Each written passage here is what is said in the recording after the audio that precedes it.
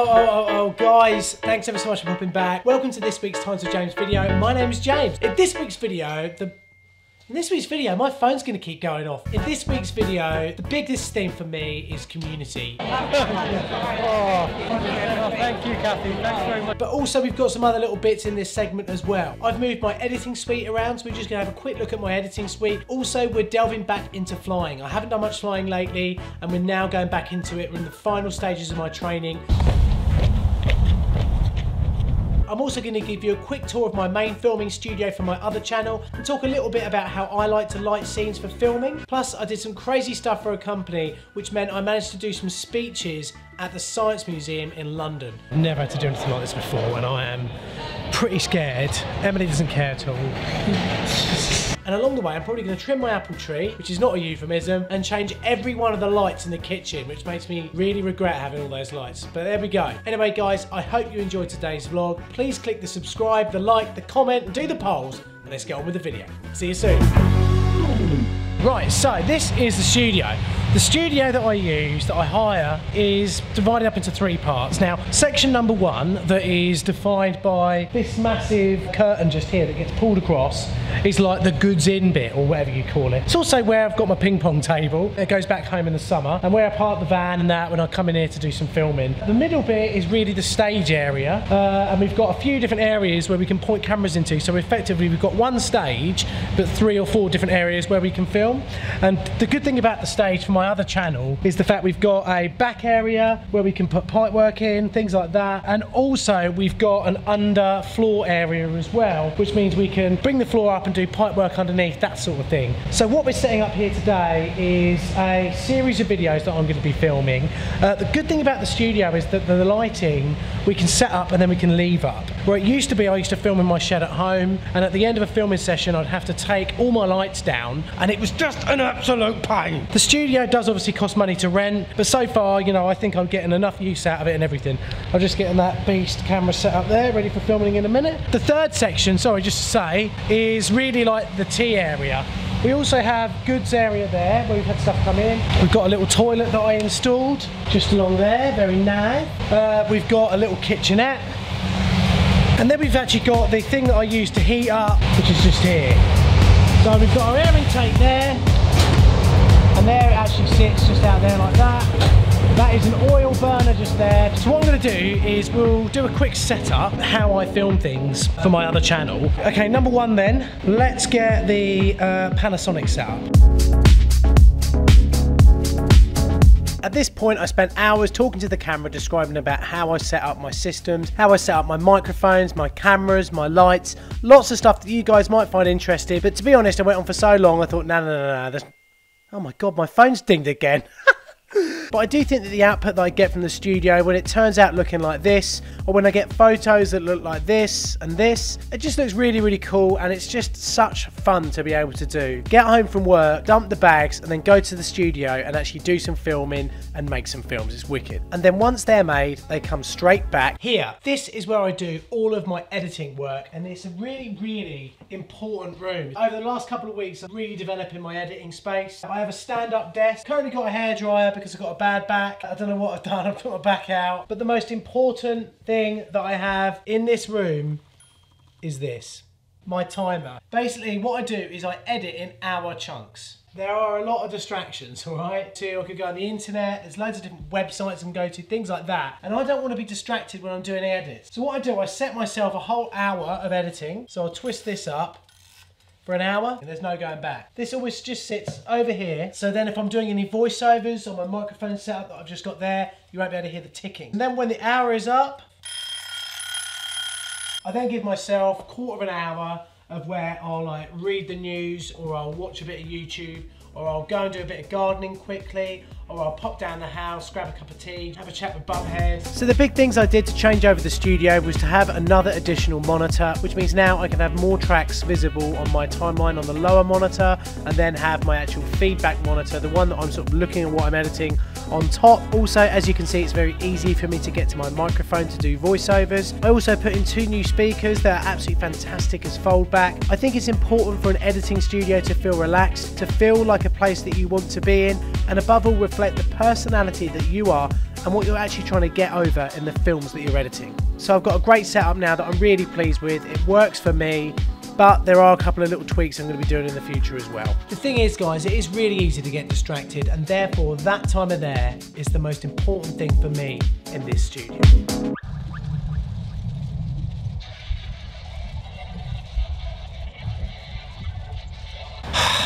Right, this is a bit of a weird one. I've been given the opportunity to do a speech at the Science Museum, the National Science Museum in London. I haven't had a chance to vlog much lately because I've been doing so much work, and you might hear it in my throat. I've just been like worn down getting loads of work done. But I thought I cannot pass up the opportunity to show you what I've got up to with this particular talk. So I'm sat in the hotel room now, Bumheads is getting ready. It's a product launch for a company that I made a video for my other channel. They're called AD, and they've released 2 products and they want me to do the product talk for them. I don't know if you can see that on there, but my speech notes are all on here, and I am bricking it. I don't usually do many speeches, but once I'm on stage, I used to be like a front man in a band back in the day when I was a kid. Hopefully I'll be alright. So we'll be going with the team from AD. We'll be getting a taxi down with them pretty soon, but I'm more interested in showing you the venue where this is happening, because this is like a once in a lifetime opportunity for me. So yeah, it should be, let's just hope I nail it. That's what I'm hoping anyway. I don't want to let anyone down, so yeah, let's get on with it, see how it goes.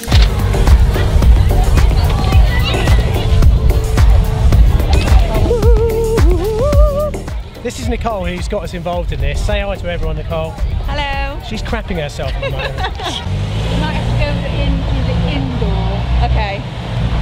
So what with it being like a Thursday, I can't really remember what day it was, the Science Museum is obviously open and it's just about to close. So as we walked up to the main doors of the Science Museum, we could see people coming in and coming out, and because the museum was still open and full of people, we had to wait about half an hour before it closed and we could get permission to actually start setting up where we were going to do the speech.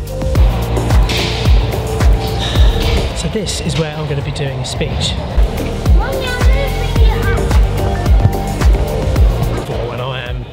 Pretty scared. Emily doesn't care at all. But it is pretty cool. We're in the Science Museum. Don't worry guys, I'm not being my normal self at the moment because I'm generally shitting myself.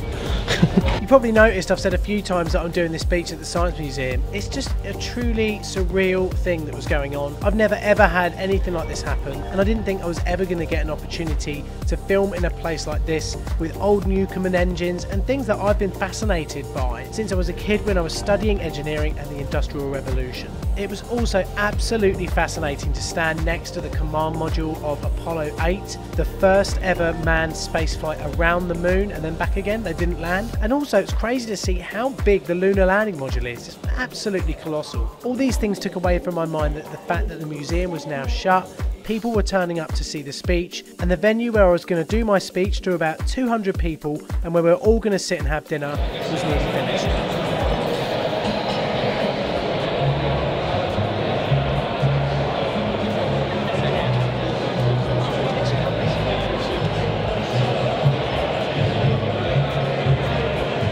Before I knew it, I was being announced on stage.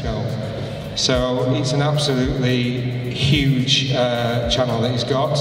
So we're delighted that he can join us today. He's also got something which is called silver, what is it? Play button. Silver play button, which is when you get to 100,000 subscribers. So he's very proud of his silver play button and he's carrying it around with him. So please do ask him, because he does want to show everybody this silver play button. So Jimmy, if I can ask you to come on stage and start proceedings.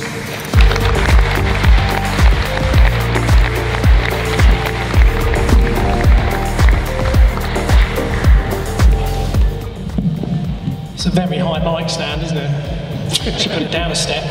That's that right now, isn't it? The speech went really, really well. I got my mate Richie on stage and made a fool of him. Sorry about that, Richie. I had to do another speech for the same company about 2 days later in Sheffield.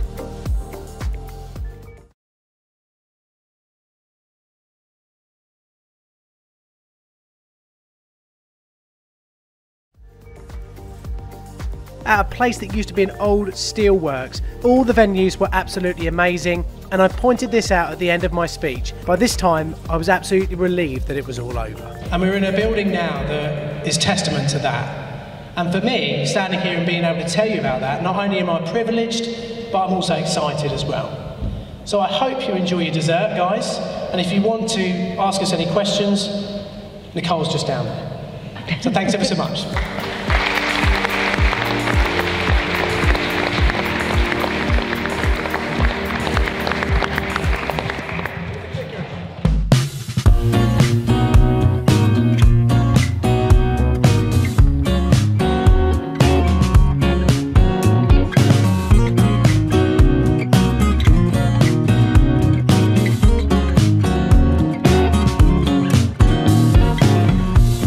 Guys, it's very, very early January at the moment. I've not flown this plane, this aircraft, since the end of September. In fact, I've not flown at all. I've got here early so I can pre-flight the plane, get my head into the checklist and kind of remember what I'm doing, how I'm doing it, that sort of thing. It's not an easy thing to do when you haven't done it for ages, and I just don't want my flying instructor to sit there just tutting all the time. Pre-flighting the aircraft is an essential part of flying. Not only do you check essentials like how much fuel, how much oil you've got, whether the landing gear's okay, basics down to the wings, the flaps, you check absolutely everything, don't get me wrong, but a great added side effect of doing your checklist is it means that you put yourself into a mental position of flying. You're getting ready to do something, you're getting into that thinking space and that kind of safety consciousness.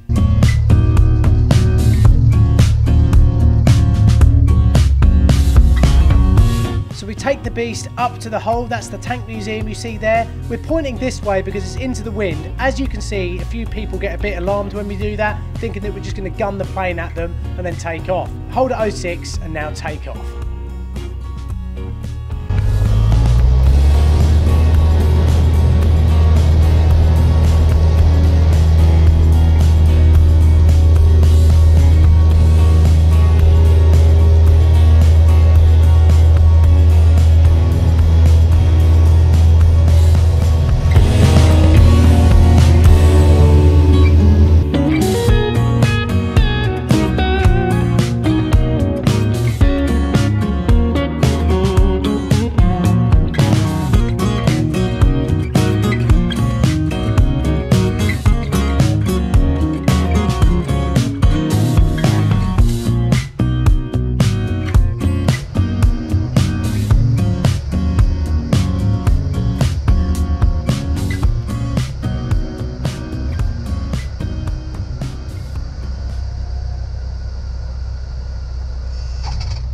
It's wicked here in the stall warner there. That means you're getting the plane in at the right attitude and the right speed and getting a nice slow landing.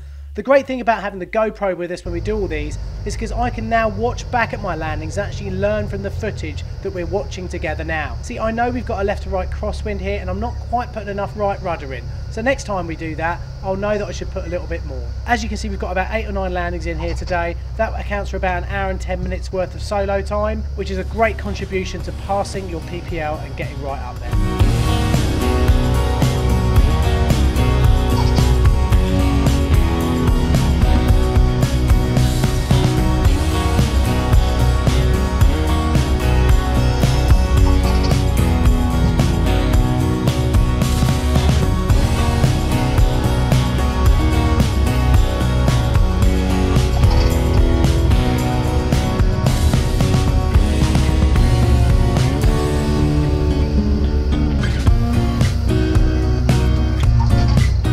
After about an hour and a half's worth of flying, I took the plane back to the park and we got it filled up.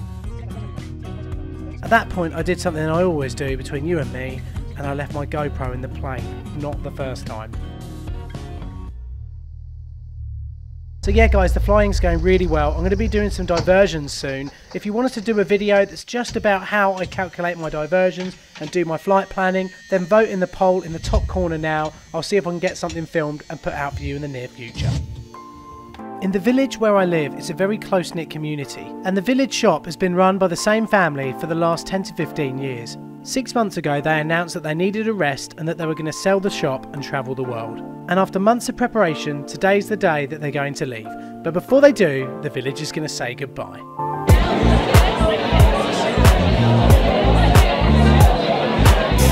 Just like most villages, the connections to towns and bigger cities are difficult, especially if you're an elderly person. And lots of people of all ages rely on the village shop to buy things like bread and milk and just make it so they don't have to go into town all the time. Many of the elderly population of the village also rely on the shop not just to get bread and milk and things like that, but also to have a quick chat and to brighten up their day. Indeed, I've watched the three brothers, Paul, Raj and Harry, grow up to where they are today, and it's just nuts thinking when they first moved here they were just kids. It's crazy. They've done so much for my village and the community. It's no wonder there was a reaction like this when they turned up to this surprise event to say goodbye.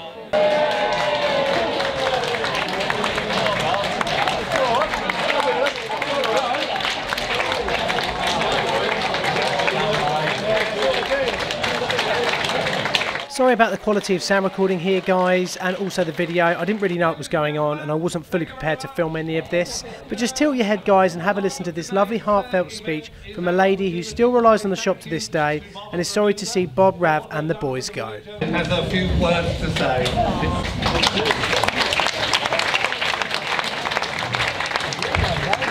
Can you all hear? Yes.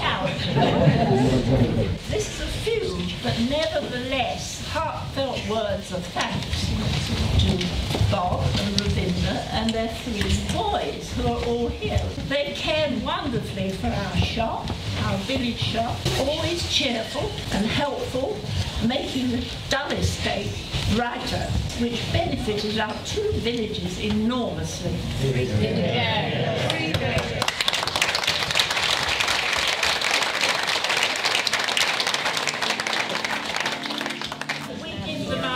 best wishes for the future and hope we'll see them from time to time. I just wish I could bottle their smiles to cheer us on our way. Our love and thanks to you all.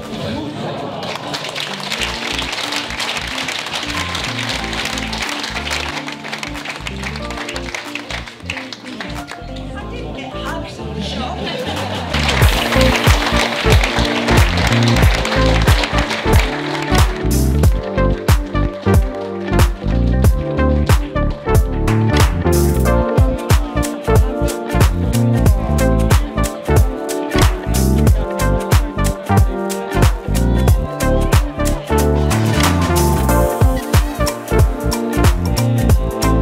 This wonderful goodbye was enhanced by the lovely gifts given to the guys from the village, including pastel drawings of village landmarks by the local primary school kids, a lovely painting of the ancient tollgate house next to the shop, plus a huge scrapbook signed by all the villagers and a commemorative plate fired in the local pottery. We then got everyone together so I could take a photo for them to remember it by. I'm not a great believer in forever goodbyes, and I guess this small segment of this vlog is my gift to you guys as well. Good luck with the future, and I'll see you soon.